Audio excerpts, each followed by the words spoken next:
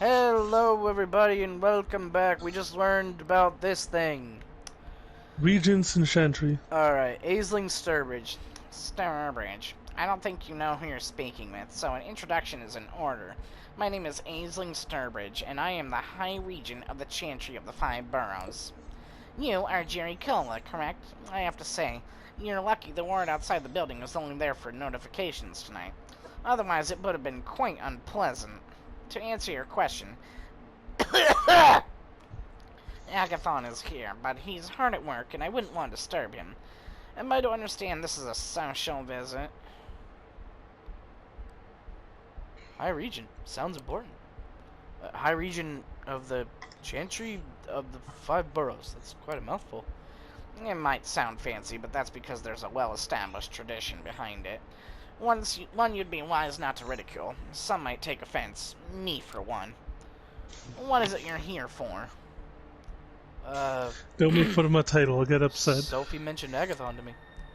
Sophie suggested I should meet Agathon. She said he's quite knowledgeable. Did she now? Aisling looks you up and down. Her countenance seems unchanged, but you can tell she's judging what you said. That's new.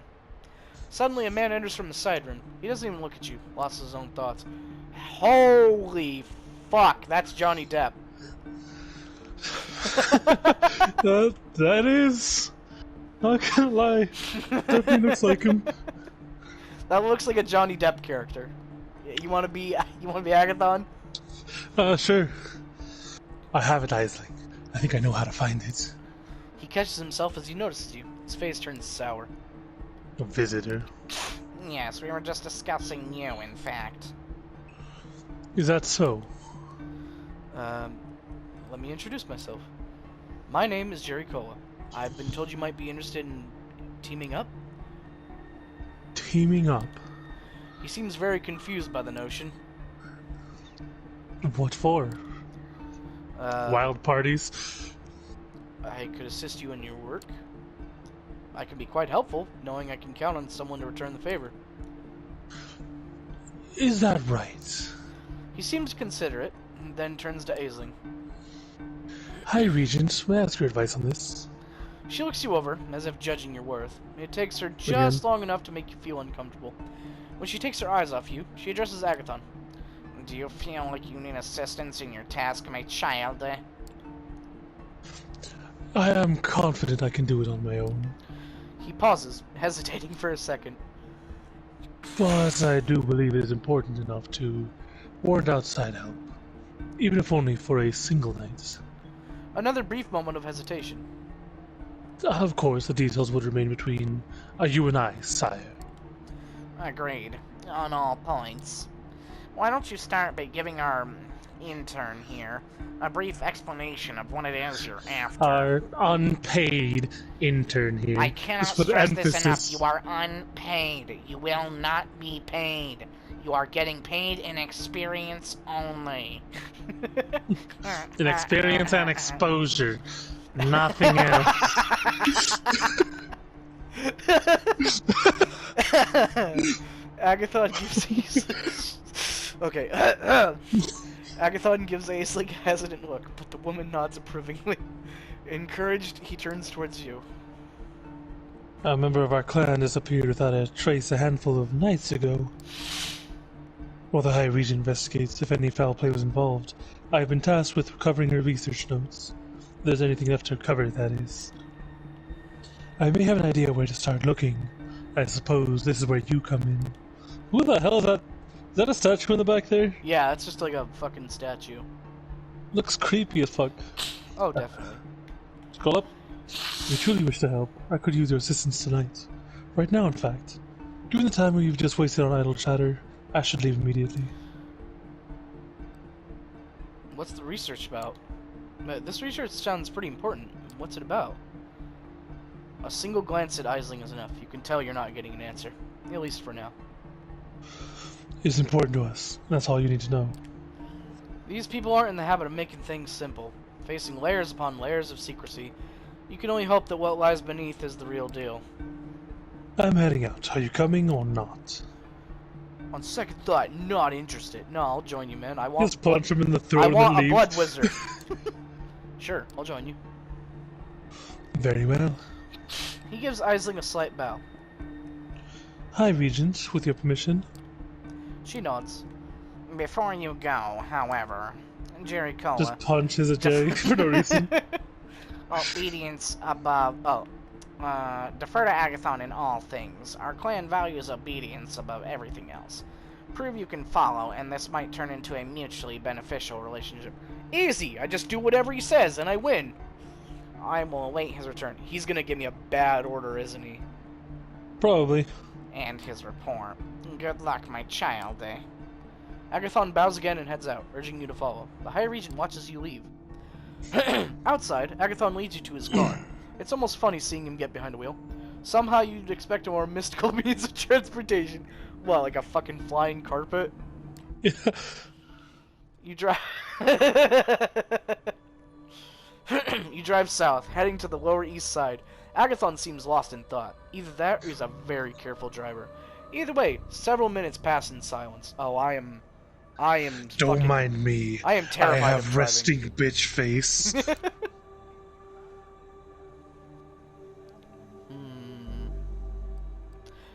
He probably appreciates the silence. You decide not to disturb his thoughts, and are surprised that it's him who breaks the silence, as you're about halfway over the East River. Let me ask you something. Why me? There's like a couple hundred of us kindred in New York that you seek out specifically. You seek me out specifically. Why? Sophie spoke highly of you. For one, Sophie spoke highly of you. She gave me a short list of people to meet. You were on it. I see. Once more, he grows silent. You're unsure of whether to continue prying as your driver seems to disappear into his thoughts. You drive into Williamsburg and stop by a fancy-looking building. We're here. There's a restaurant on the top floor. You wanted to help? So here's your chance. I need you to get us inside the VIP lobby. Once we're in, I need about half an hour of focus and some space. It'll be up to you to keep attention away from the room. Can you do it? He doesn't wait for an answer and points to the front door. Go ahead. I'm right behind you. The two of you take an elevator up to the restaurant. The door opens, and you see that there are only a few guests left, sitting at their tables. An important-looking staff member approaches you. Good evening. I'm very sorry, but the restaurant is closing for the night. I can make a reservation for next week if you wish. We don't look special, so I don't think that'll work on them. Hey, we're not your regular customers. In fact, we're location scouting for a movie. We'll just take a quick look around and we're gone. No, I'm sorry. We are not interested in being featured in a movie. I will have to ask you to look elsewhere. I would suggest Smith and Walensky or the 21 Club. It's fine. Hey, it's all good. We can come in. We'll be in the VIP lobby. It won't take long. The man blinks. A confused smile appears on his face. Yes, of course. Not a problem. Please come right in. You walk in, trying to look casual, and make your way towards the VIP lobby. You step inside and close the door behind you. It's a nice place. Very highbrow. Lots of old, expensive-looking furniture and private rooms to discuss any sordid business one discusses when you're that rich.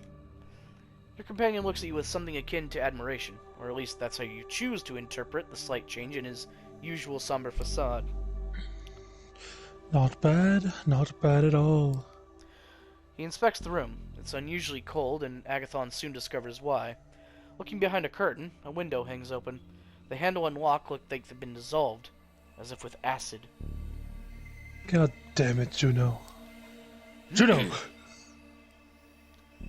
What's with the window? Who's Juno? Somebody broke in. I think I know who. He takes a frantic look around the room. Changes things. Keep an eye on the door. I'll need some time. Half an hour at the very least. Nobody disturbs me. Understand. He hastily pushes a couch and some potted plants out of the way, moves a bar stool and takes out a curved knife. Cutting into his own arm, he lets some of his blood drip onto the wooden floor. It's pretty fucked up, the way his flesh oozes the deep, red, thick vitae. In life, you'd have found it stomach churning, but right now you feel weirdly turned on by the sight. What follows is more disturbing yet. With one hand, he sheaths the knife and seals the wound. With the other, he smears the blood around him while muttering some weird chant. It sounds vaguely Latin, but you're pretty sure it isn't. It's all more than a little disconcerting, but he seems to know what he's doing. A few moments later, the circle starts glowing faintly as thin wisps of smoke surround Agathon. He sits down in the middle, legs crossed, eyes closed. Minutes pass. Agathon's face twitches from time to time, and his head turns every now and then, as if he's looking round or listening in on a conversation. The smoke grows thicker, forming a veil around the mage. You expected something more flashy, but it's still a sight to behold. You wonder what the point of it is, but refrain from asking. It's probably best to let Agathon do his thing. For close to 30 minutes, you're left to your own devices. Then suddenly, the door opens slightly and the manager leans into the room. You tense up for a second, but he just gives you an awkward smile. Anything you need? You shoo him away before you can take a close look at your companion, and he retreats obediently. 2 minutes later, Agathon casually gets up from the floor and walks over to the sofa. He pushes his hand in between the cracks in the upholstery and fishes something out. He then turns to you and nods. We're done here. Let's go. You make your way back to the elevator, passing the manager Oh, away. that was loud. Yeah, he gives you a slight, somewhat confused smile, but neither him nor any of his staff get in your way. Despite that, the elevator ride down feels tense, and the two of you relax only once inside Agathon's car.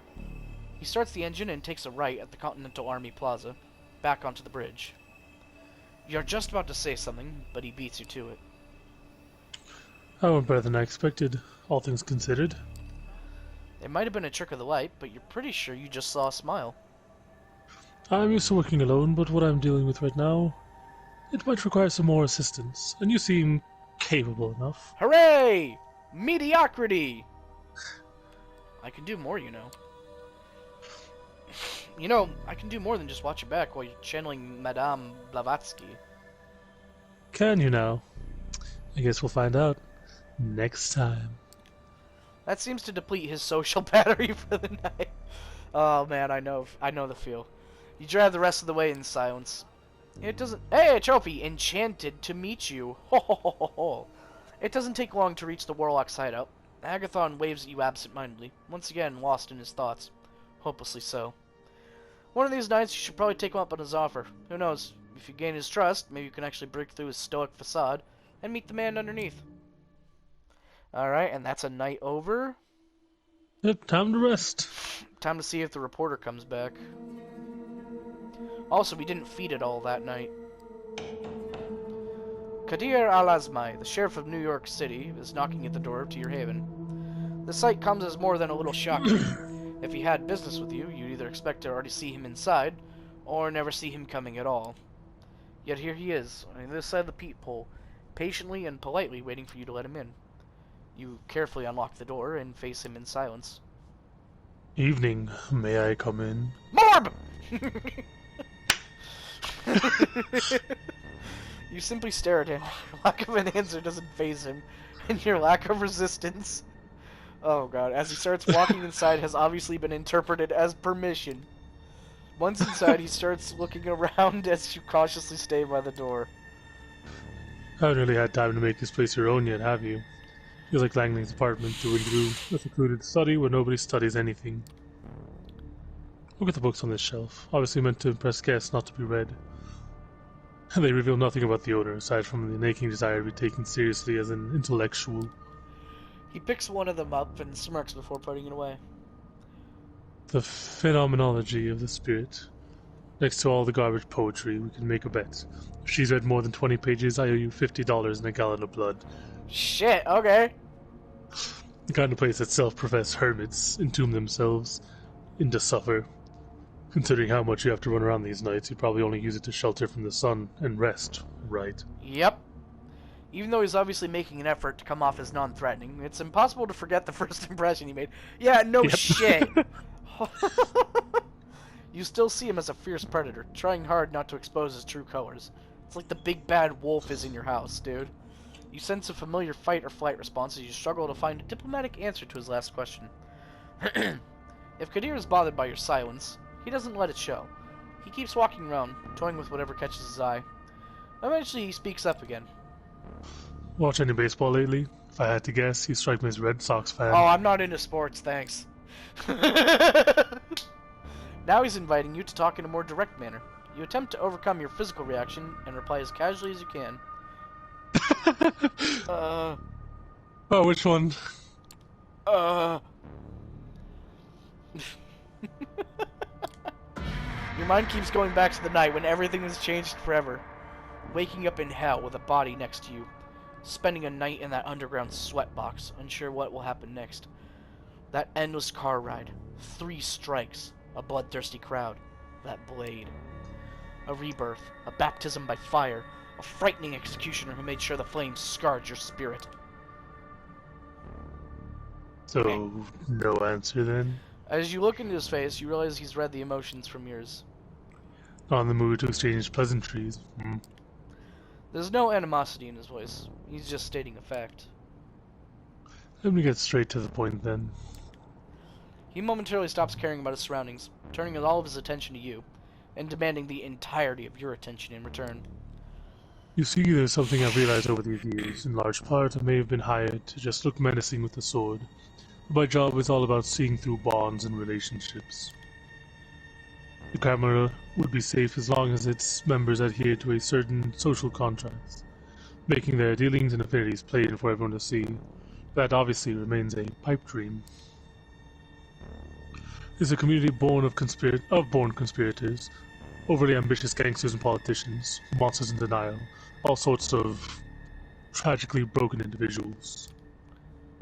They are driven by desires that make them incompatible with the masquerade, incompatible with the prolonged survival of the Camarilla, incompatible with the methods I use to operate. And so I am doomed to be like a cop, constantly insulted behind my back, maybe for a good reason, but immediately called for help whenever someone loses their tableware. Or like Agatha Christie's protagonist, outwardly assisted by everyone but constantly lied to about everyone's past and motivations, even if my failure to solve the mystery might be the end of all. He tries to sound like he's peacefully resigned to his fate, but it's easy to detect a tinge of regret in his voice. A voice belonging to someone who once had bigger ambitions than this. What broke him? So you see, this detective, the why done it, is so far more important than who done it or how done it. When you understand all the players and their mutual obligations, you easily understand every crime. Of course, the kindred know it, so they devise ways to make my job harder, just like conspiracies between 2 unrelated actors that depend on scratching each other's backs for mutual security. Or they enforce a blood bond to make someone unexpected their thrall, a boss serving their employee, rebels serving a tyrant, just because one is regularly being forced to drink another's blood. Sorry. Now then. A mystically enforced relationship between a vampire and another, mortal or kindred. Drinking the blood of a vampire directly from the vein 3 times creates an intense loyalty in the drinker, resembling infatuation or obsession. The bond loses its grip with time, but is reinforced by repeated drinks from the donor vampire. Interesting.